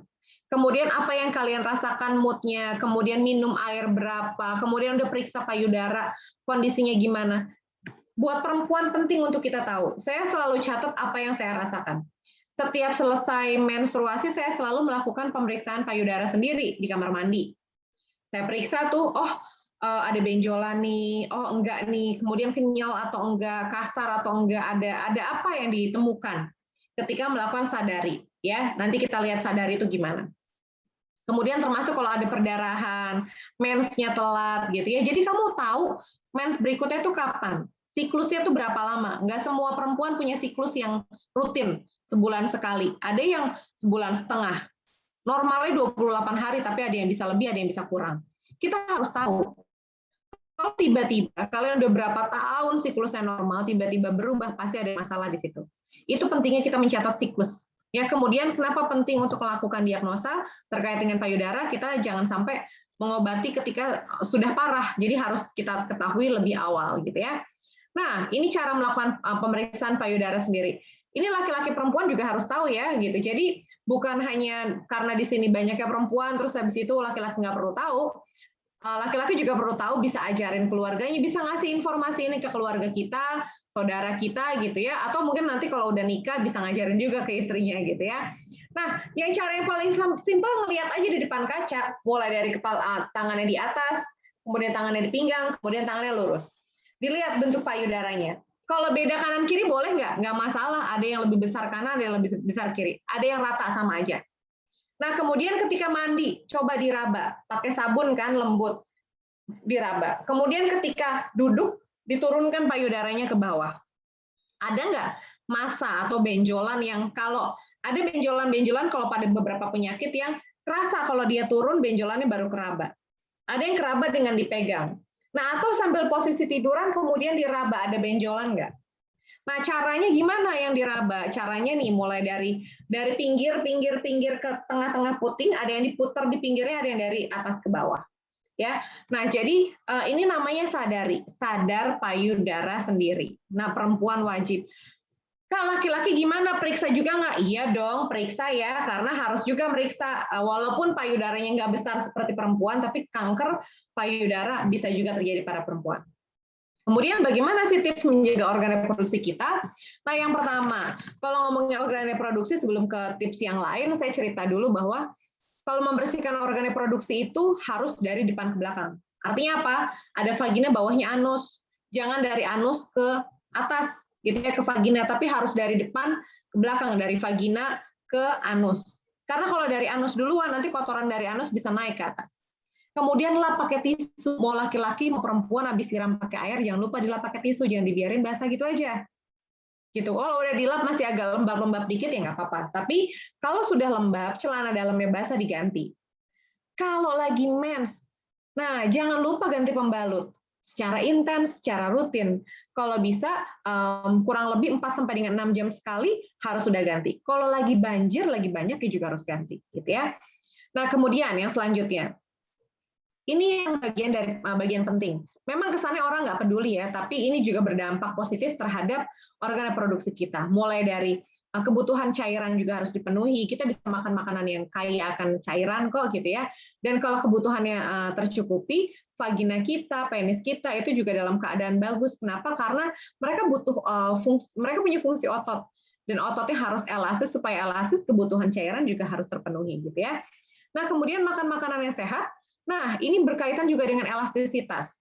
Saya dulu pertama kali jadi bidan kaget, ngelihat tangannya bidannya masuk ke dalam vaginanya dalam banget karena ada komplikasi. Nah, artinya kalau nggak pengen lahirannya yang perempuan-perempuan nih, lahirannya robeknya banyak gitu ya, lukanya banyak. Nah, harus banyak makan sayur dan buah tentunya. Karena kenapa? Itu akan mempengaruhi elastisitas kulit, termasuk elastisitas pada vagina dan juga penis kita. Nah, kemudian tadi berat badan saya sudah pernah singgung ya, bahwa kalau semakin gemuk, hormonnya terlalu banyak, resiko terhadap organ reproduksi juga bermasalah. Terlalu kurus juga sama. Itu juga berisiko terhadap organ reproduksi kita. Untuk itu exercise juga menjadi bagian yang penting ya. Nah, kemudian tidur yang cukup juga menjadi bagian yang penting, karena kalau tidur yang nggak cukup, nggak relax, itu berdampak pada kesehatan reproduksi kita. Makanya kenapa kalau orang-orang yang nikah, pengen punya anak, hamil gitu ya, pengen cepat hamil, dibilangin jangan banyak stres, tidurnya yang cukup, makannya yang sehat. Ya karena itu berdampak positif terhadap organ reproduksi kita. Nah, untuk orang dewasa kebutuhannya kurang lebih 7 sampai dengan 9 jam per hari. Jadi jangan sampai kurang, apalagi kalau yang lagi pengen program hamil. Nah, ini kok pada remaja ngomongin itu sih ya penting juga ya, supaya kita tahu nanti kalau hamil, harus pengen hamil punya persiapan. Nah, tentunya yang berikutnya adalah personal hygiene ya, harus jaga kebersihannya. Dan yang ketiga ini yang terjadi pada perempuan nih. Kalau pengen vaginanya bersih ya, jangan sekedar cuci-cuci. Nyuci-nyuci pakai sabun itu nggak bagus ya. Bersihin aja pakai air mengalir, jangan sampai bersih-bersihin banget pakai sabun karena itu bisa merusak pH tubuh. Apalagi kalau pakai pembersih-pembersih pewangi vagina gitu ya, itu sangat nggak baik banget. Nah, kemudian membersihkan itu tadi dari depan ke belakang gitu ya. Kering, jangan sampai basah. Kemudian kalau nyukur, hati-hati kalau pakai pisau cukur ya, jangan sampai dia menimbulkan luka. Nah, kalau pengen aman, biasanya pakai sabun kemudian dicukur supaya bersih. Kalau nggak berani pakai pisau cukur, pakai gunting aja. Nggak harus dicukur sampai habis. Laki-laki gimana? Nggak harus dicukur juga sampai habis. Disisain nggak apa-apa, karena di situ juga dia berfungsi untuk menjaga pH tubuh. Nah, kemudian kalau yang udah nikah gitu ya, jangan lupa membersihkan organ reproduksinya setelah berhubungan seksual gitu ya. Nah, kemudian tadi menghindari sabun untuk dicuci, kemudian pakai celana dalam yang memang nyaman dan juga menyerap keringat ya, sehingga tidak lembab. Nah, tadi saya udah kasih tahu untuk cek juga bisa pakai aplikasi-aplikasi yang ada. Kemudian ini terkait dengan apa namanya periode menstruasi yang nggak lancar, ini juga bisa banyak terjadi karena memang apa namanya tadi kita nggak tahu siklusnya, kemudian organ reproduksi kita juga kita nggak tahu kondisinya karena nggak pernah ngecek, nggak nyatet periodenya, nggak tahu masa ovulasinya, nggak tahu status kesehatan kita. Sehingga kalau lagi stres, kemudian ada lingkungan yang merokok, kemudian banyak minum alkohol dan lain sebagainya, itu membuat masa subur kita bisa berubah ya, sehingga yang harusnya mens sebulan sekali jadi 2 bulan sekali, bisa begitu. Stres juga sangat mempengaruhi. Nah, kemudian kebersihan menstruasi ya, ganti pembalut 4-6 jam sekali, atau kalau udah lembab wajib diganti gitu ya. Nah, jangan lupa kalau ngebersihkan celana dalam harus bersih banget, karena jangan sampai dia terlalu lembab dan juga kurang bersih karena berdampak kepada organ reproduksi kita. Nah, kemudian tentunya rutin ya membersihkan organ reproduksi supaya ketika menstruasi itu kelembaban tetap terjaga dan risiko infeksi juga bisa berkurang. Yang terakhir tadi sadari ya, saya sudah kasih lihat contohnya untuk kita lakukan, dan juga cek berkala kalau kalian merasa punya risiko ngalamin rasa-rasa sakit yang nggak enak, bisa cek berkala ke ahli dokter spesialis kandungan atau ke bidan. Oke, itu aja dari saya. Maaf saya ngomongnya cepat-cepat, agak banyak karena materinya itu dikasihnya PR-nya banyak sama Dwita. Tapi boleh ngobrol-ngobrol. Dwita saya kayaknya masih punya kurang lebih 15 menit tambahan ya. 7.15 masih bisa. Tadi saya udah kabarin ke tim yang lain.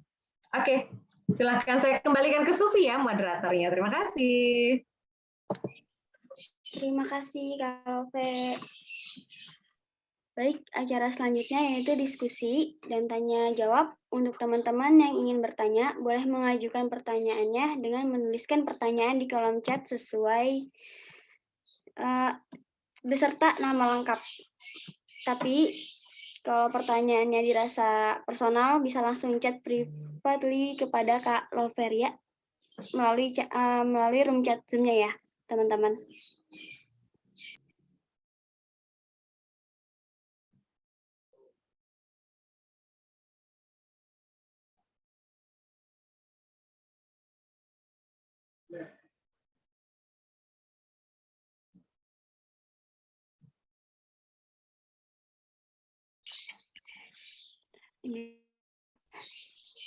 Mau nanya langsung juga boleh kayaknya ya Sufi ya. Kalau nggak Iya, boleh. gitu nggak privacy boleh loh. Daripada ngecap. Iya, boleh. Ya, teman-teman. Oh, ini ada nih, Kak. Nama dari Nida. Karait hand nggak apa-apa ya, agak repot. Nggak apa-apa, langsung diketik aja ya. Atau Itu mau on mic? mau nanya langsung kayaknya tuh. Iya, nggak tahu mau on mic nggak apa-apa. Ada nih Kak dari Nida. Pika, ini apa? Pika, raise hand nggak apa-apa ya, agak repot. Saudari Nida boleh on mic aja biar pertanyaannya rada jelas. Halo Kak, Ya, Nida. kedengeran nggak Kak? Kedengeran. Saya mau tanya perihal menstrual cup. Sebelumnya kan akhir-akhir ini, setelah saya lulus SMA ya, menstrual cup itu jadi kayak booming gitu loh, ngetren. Nah, menurut Kakak, ada tips-tips nggak mau beralih dari pembalut ke menstrual cup? Apa aja yang harus disiapin dan resiko pakai menstrual cup itu apa ya Kak? Terima kasih. Oke Nida, makasih banget pertanyaannya. Aku tampung dulu ya, biar sekalian. Siapa tahu ada yang mirip.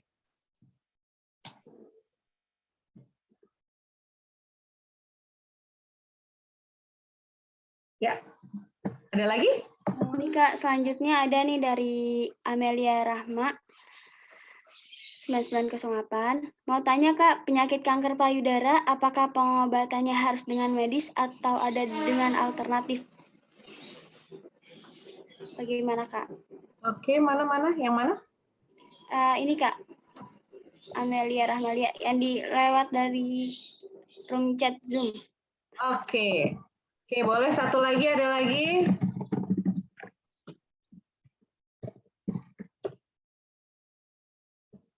Oke, kayaknya udah ada nih di kolom chat saya secara private ya. Jadi udah ada 3, saya jawab dulu ya, karena di private saya nggak sebutin nama ya. Jadi teman-teman harap bisa saling menghargai.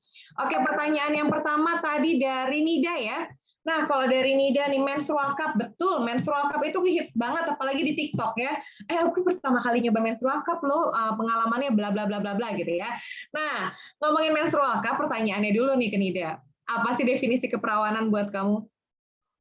Jadi, saya kenapa nanya begitu? Karena itu hal yang mendasar.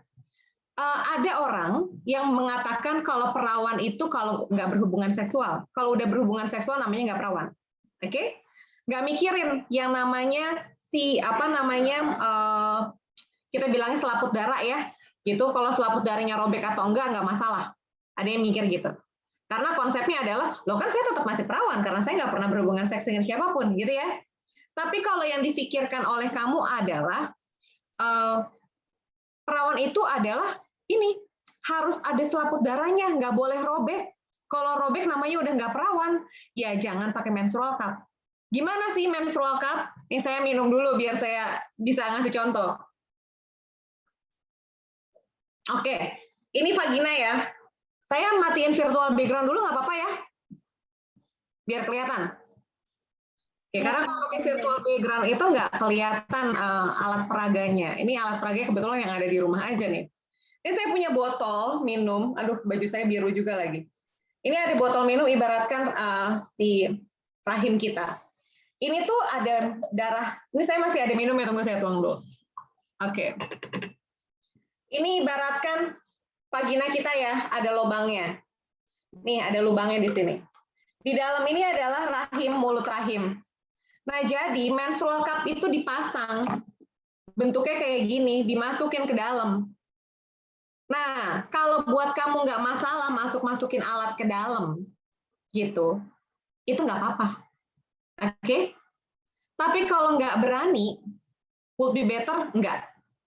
Dan harus ada syarat ya, masukin alatnya harus bersih, kamu setiap habis pakai dicuci bersih, setelah pakai itu harus disimpan dengan baik, pas mau pakai lagi, kamu cuci lagi, bersihin lagi, baru pasang.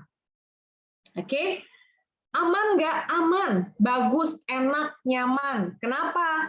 Karena ada di dalam, ini pengalaman banyak teman-teman ya gitu.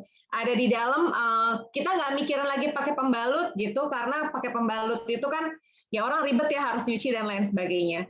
Nah, tapi dia tetap harus diganti. 6 jam sekali, jangan sampai udah penuh dibiarin aja gitu. Jadi tetap harus diganti. Otomatis kalian ngeliatin yang kebuka, nih sampai ekspresinya sampai beberapa teman-teman udah ngebayangin duluan ya. Dimasukin, ini ibaratkan vagina nih, dimasukin begitu ya. Nah, kemudian ketika dimasukin ya udah disimpan, nanti ketika selesai gampang sih masangnya. Yang susah adalah nyopotnya gitu ya. Nyopotnya kan harus masuk ke dalam ngambil. Nah, tadi makanya saya tanya prinsip keperawanan buat kamu apa? Kalau menurut kamu keperawanan itu adalah dengan merobek selaput darah, ya would be better jangan. Tapi kalau kamu ngerasa itu nggak apa-apa, gitu, karena konsep keperawanan adalah tidak berhubungan seks dengan orang lain, ya artinya go ahead. Gitu. Jadi pilihan di tangan kamu. Nah, kalau kamu takut pakai menstrual cup, bisa pakai kok pembalut. Kalau saya pakai pembalut kain. Saya mix pembalut biasa dan pembalut kain. Jadi kalau di rumah saya pakai pembalut kain, tapi harus sering banget ganti pembalut. Yang namanya pembalut kain ya, otomatis kan dia cepat lembab, cepat basah, beda dengan pembalut buatan yang pabrikan gitu. Jadi malah jadi lebih bagus juga sih rutin ganti. Cuma kalau beberapa orang yang gampang iritasi, kayak saya sering banget iritasi pakai pembalut biasa, pakai pembalut kain pun iritasi. Jadi boleh ketika mensnya udah mulai sedikit, nggak usah pakai celana, nggak usah pakai ini pembalut, tapi ganti pakai panty liner ketika udah mulai sedikit. Kalau masih banyak baru pakai. Sisanya bahkan kadang-kadang saya nggak pakai pembalut, tapi celana dalamnya saya rajin ganti ya, sering diganti gitu. Jadi itu ya Nida, semoga bisa menjawab. Nanti kalau kurang jelas boleh ketik lagi di chat, saya bisa bantu jawab. Oke, kemudian pertanyaan berikutnya, ini senang banget deh pertanyaan DM-nya banyak. Oke, dari Amelia, penyakit kanker payudara itu apakah pengobatannya harus dengan medis atau ada alternatif? Oke, saya punya riset bareng sama teman saya yang S3 bahwa banyak banget yang akhirnya lari ke alternatif, seolah-olah hilang. Nanti berapa tahun kemudian muncul lagi. Kalau udah tahu kanker payudara, periksa dari awal aja. Udah tahu, makanya tadi kan sering sadari ya, saya tuh punya benjolan di kiri saya itu kurang lebih 9 sekarang. Di kanan saya 4, bukan pamer. Tapi itu kecil banget, mirip seperti fibrinoma, karena kecil-kecil ukurannya kurang dari 0, ukuran saya paling besar itu 0,6. Jadi karena masih kurang dari 1 cm, jadi masih baik-baik aja. Itu saya terakhir periksa sebelum nikah. Udah pengantin baru, kita lihat nanti hasilnya gimana ya. Karena harusnya kalau udah nikah, nanti hamil, melahirkan, pelan-pelan itu akan surut. Karena itu terlalu terpapar hormon lama. Nah, kalau bicara kanker pada payudara, nah pengobatannya harus gimana? Will be better medis. Karena kalau masih stadium 1, stadium 2, minum obat nggak pakai kemoterapian kok. Kemoterapi itu kalau udah parah. Jadi kalau masih stadium 1, itu cuma pengobatan biasa, minum obat biasa, sembuh nanti. Karena dia menekan hormonnya, supaya dia nggak menyebar kankernya. Jadi masih sedikit bisa hilang. Jadi kalau bisa jangan alternatif-alternatif ya. Saya sejauh ini belum ketemu alternatif mana yang sembuh, karena saya punya komunitas ibu-ibu kanker payudara di Darmais, banyak banget yang mereka pejuang-pejuang yang hebat banget. Banyak yang cerita, udah ke alternatif sempat sembuh berapa tahun, nanti balik-balik lagi udah parah. Nah, jadi jangan sampai nunggu parah baru akhirnya kita balik lagi ya. Itu Amel ya. Kemudian pertanyaan dari XXX gitu ya, sebut saja dia Mawar gitu ya. Kita mau nanya dong, kalau tergantung sama pil Primolut itu, biar teratur aja mensnya, itu bagus nggak sih? Nah, balik lagi nih, Primolut itu buat apa sih? Ada yang tahu nggak Primolut itu buat apa? Nah, kalau kita bicara Primolut, itu isinya apa? Isinya adalah progesteron. Nah, jadi Primolut ini memang dipakai untuk memperlancar menstruasi. Kalau menstruasi kamu nggak lancar, jangan dipaksain lancar. Usia muda, masih muda, nggak masalah nggak lancar. Saya pernah nggak mens 3 bulan, 4 bulan. Lo nggak ngapa-ngapain, nggak usah takut hamil kan? Jadi kalau nggak mens selama 3 bulan ya nggak apa-apa, saya nggak hamil gitu kan. Nah jadi nggak usah kita khawatir dengan itu, jangan pakai Primolut. Olahraga aja, makan makanan yang sehat, dicatat masa suburnya, dicatat tanggal menstruasinya teratur atau enggaknya, jadi kita tahu. Nah, nanti lama-lama pelan-pelan tubuh kita akan menyeimbangkan diri. Kalau kebiasaan pakai Primolut, lama-lama yang ada tubuh kita nggak terbiasa. Sehingga karena nggak terbiasa, ada tambahan hormon terus, yang ada malah ngerusak siklus hormon. Ingat, perempuan itu bisa menopause lebih awal. Ada tetangga saya itu menopause di usia 42 tahun. Muda banget ya, 42 udah menopause. Kalau menopause itu kenapa sih? Nggak ada hormon, makanya itu yang menjadikan tubuh kita yang perempuan pada keriput gitu ya, kemudian pada cepet bongkok gitu, karena nggak ada estrogen progesteron dalam tubuh perempuan, sehingga makanya gampang banget yang namanya keriput. Jadi saran saya jangan pakai Primolut, coba dilepas pelan-pelan begitu. Jadi nanti pelan-pelan dia akan lancar kok. Masih usia muda masih nggak apa-apa.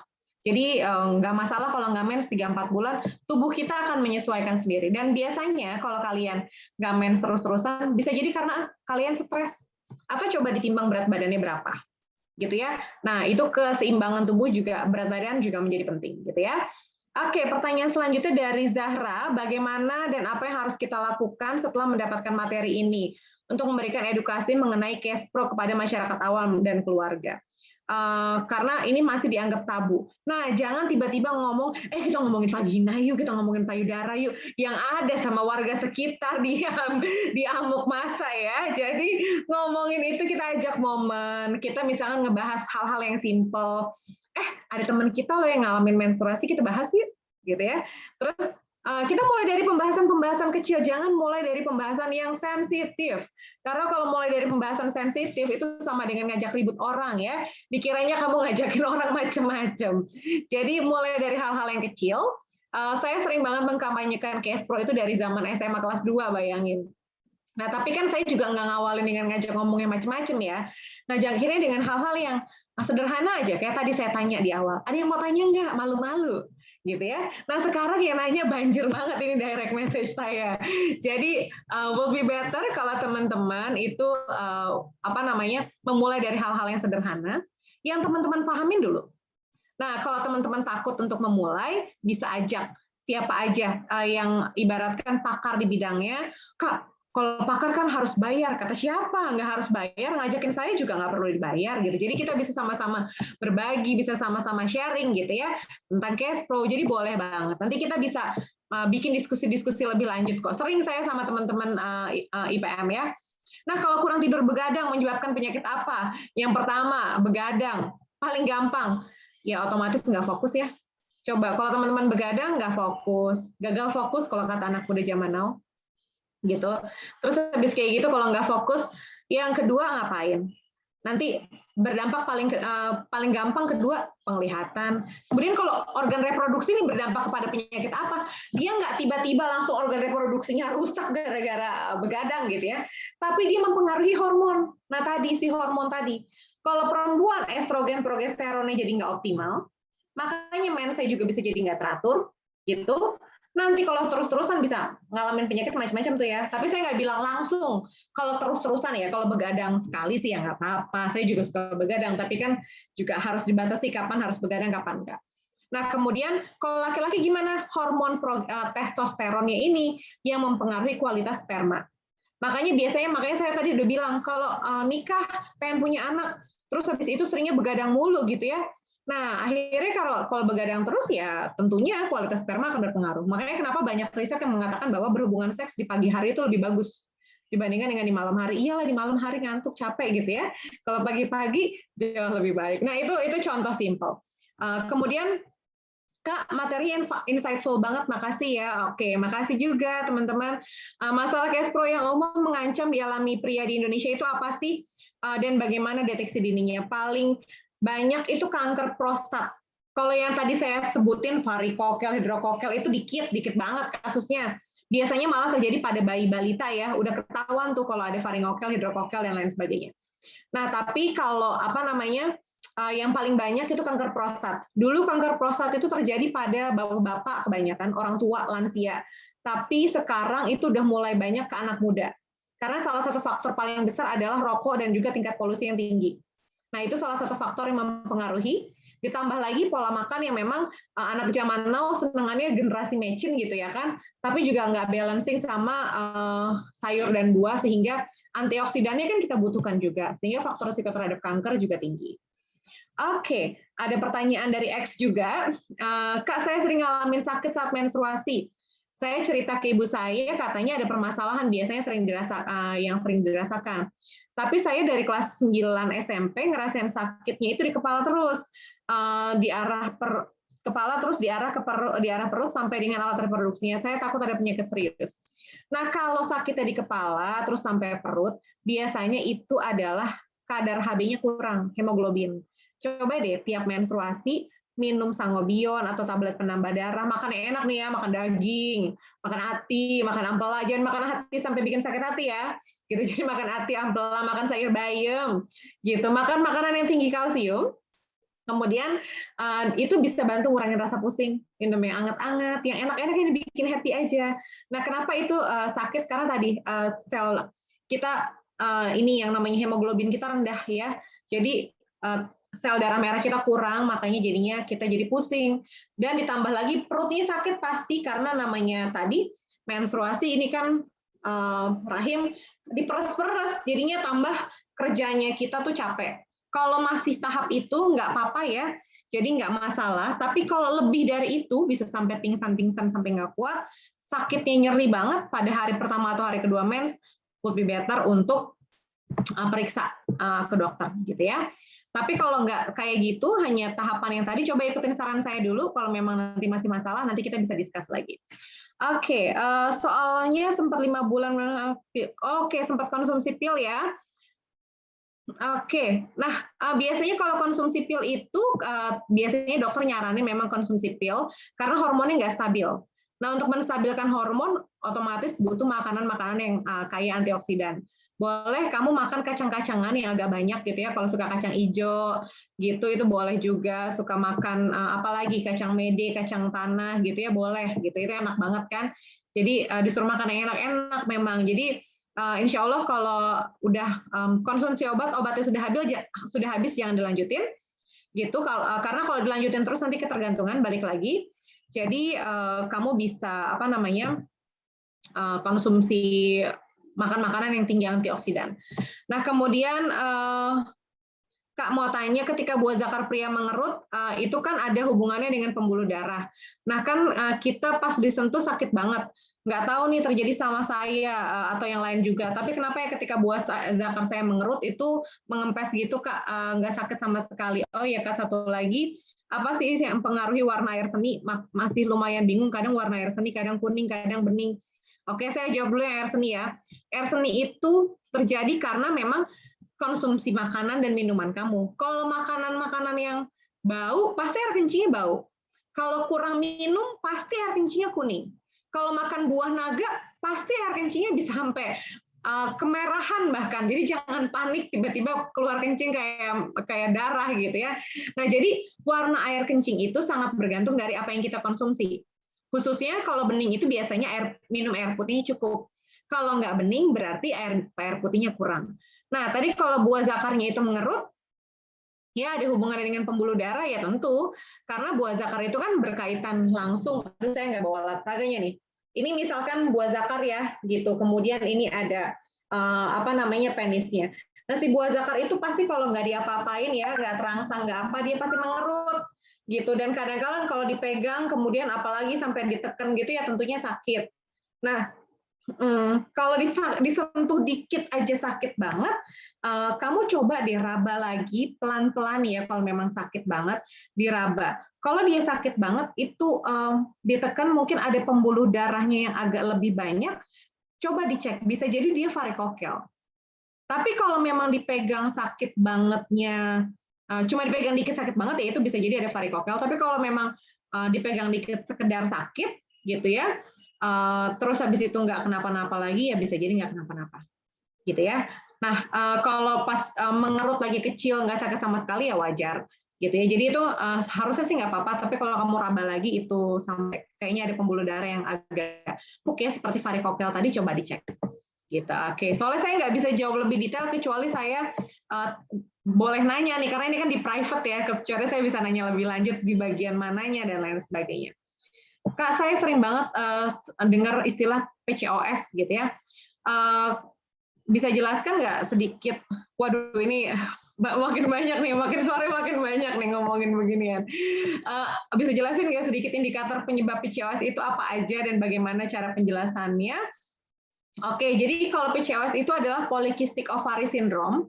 Jadi karena dia biasanya tuh si ovarium tadi kan ada sel telur ya. Nah, dia kan akan mengeluarkan sel telur sebulan sekali.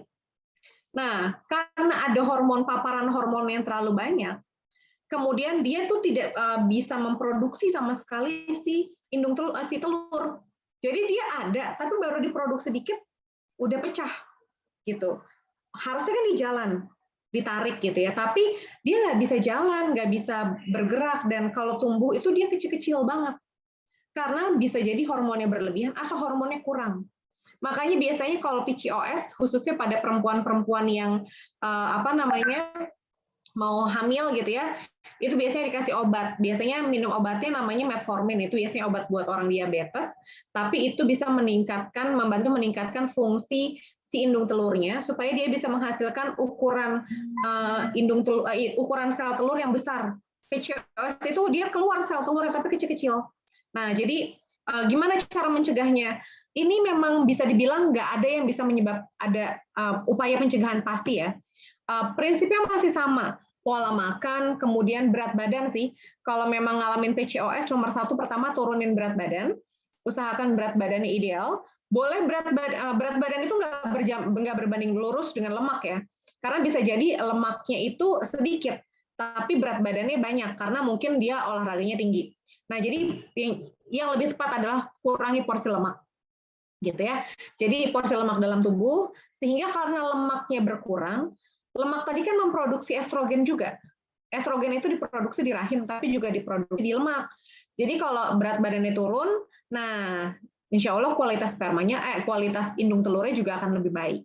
Jadi teman-teman bisa lakukan cara itu yang paling gampang. Yang kedua adalah makan makanan yang kaya antioksidan. Oke teman-teman, ini masih banyak banget. Ini ada kalau diangkat rahim diangkat usia muda itu penyebabnya apa? Biasanya ada kista dan lain sebagainya. Yang penyakit-penyakit saya sebutin tadi. Tapi kalau usia muda biasanya sih disuruh hamil dulu ya. Kalau udah hamil baru diangkat. Jadi sekalian hamil lahiran anak pertama baru diangkat rahimnya. Jarang kalau belum hamil terus udah langsung diangkat. Tapi kalau parah banget biasanya ada faktor risiko kanker ya yang memang harus diangkat atau memang kista yang memang sudah bengkak seperti yang tadi saya ceritain. Gitu. Oke. Kalau ngomongin ini pertanyaan tentang LGBT, tapi saya nggak bisa jawab panjang banget. Terus ada apa tadi penyakit burung gitu ya, itu juga saya nggak bisa jawab langsung. Makanan menstruasi juga saya nggak bisa jawab langsung. Ini masih banyak banget pertanyaannya yang ke saya, tapi mohon maaf banget, saya nggak bisa jawab satu-satu karena saya ada agenda meeting lain. Jadi semoga lah nanti mungkin teman-teman dari UMJ bisa inisiasi program lagi atau kita bikin sesi lagi bareng sama teman-teman IPM, sesinya satu-satu ngebahas mens dulu, ngebahas penyakit dulu. Jadi jangan langsung diborong dalam waktu 1 jam karena nanti yang ada nggak bisa jawab semua pertanyaan teman-teman. Oke, itu ya teman-teman, makasih banget. Kita masuk ke kuis nih, udah diingetin sama panitia. Boleh teman-teman kita kerjain kuis dulu, kuisnya gampang-gampang, kuis-kuis receh lah ya gitu ya.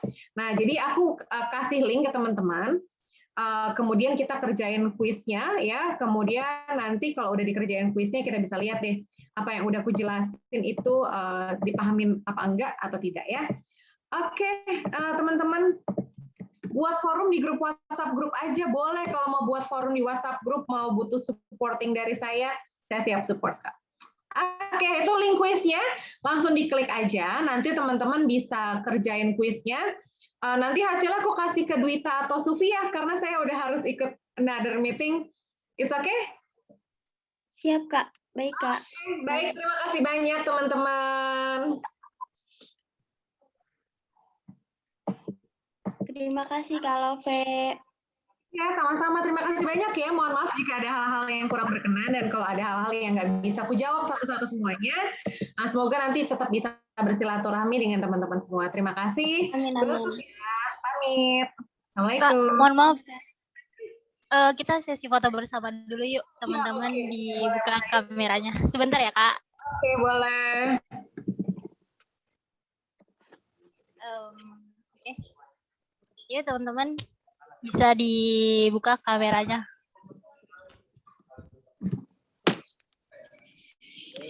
Oke.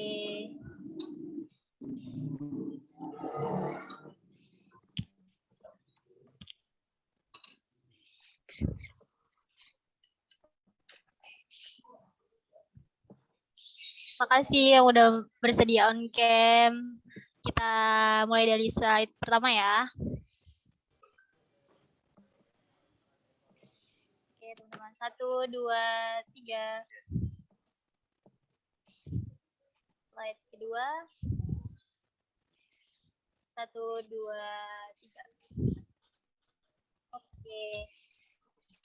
Sudah, Kak. Terima kasih banyak ya, Kak. Sama, terima kasih ya izin live ya. Iya, terima kasih, Kak. Sama-sama.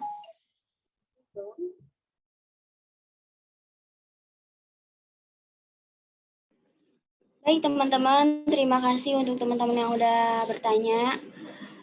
Ya, dirasa sudah cukup ya untuk sesi tanya jawabnya. Dan selanjutnya kan tadi udah kuis yang udah dikirim linknya sama Kak Lope. Untuk pemenang kuis akan mendapatkan imani sebesar Rp50.000 untuk dua orang peserta. Nanti hasil pemenangnya langsung ada lewat Kak Dwita.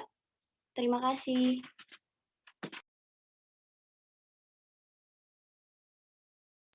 Saya kembalikan lagi ke MC.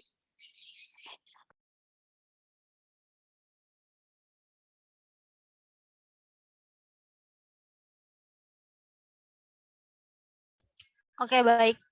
Terima kasih untuk Kak Sufi sebagai moderator dan Kak Loveria tadi sudah memaparkan materinya yang sangat luar biasa, interesting banget. Selanjutnya mungkin di penyerahan sertifikat ya. Sebentar.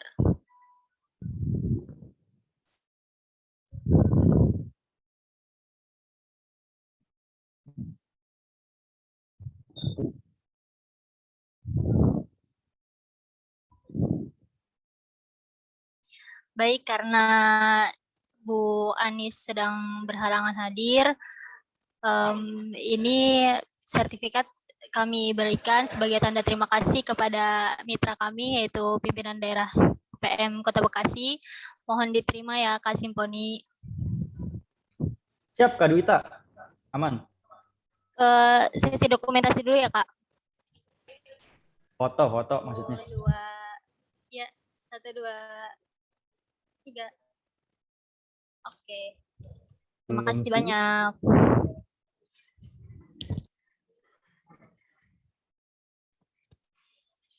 Baik teman-teman, alhamdulillahirrahmanirrahim, nggak terasa udah di penghujung acara nih. Terima kasih ya kepada teman-teman yang udah menyempatkan waktunya untuk join.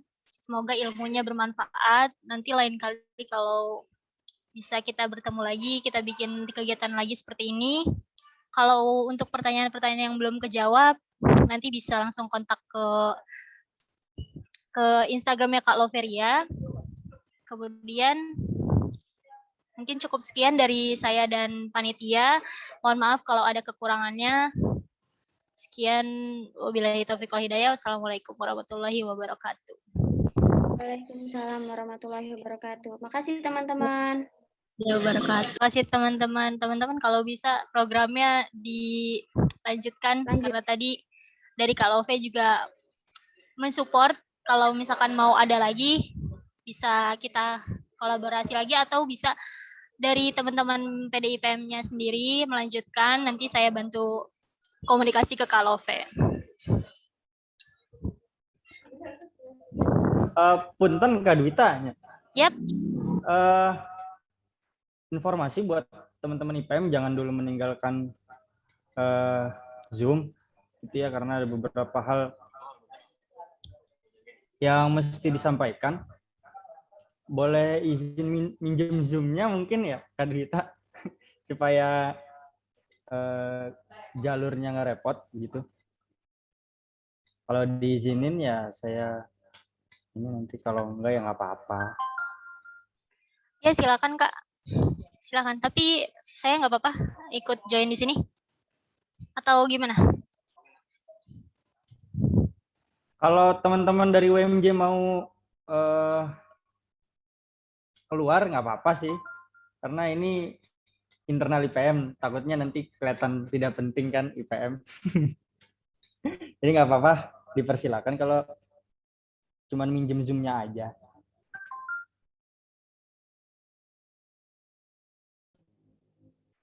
Udah boleh ya? Dika, monitor Dika. Oke.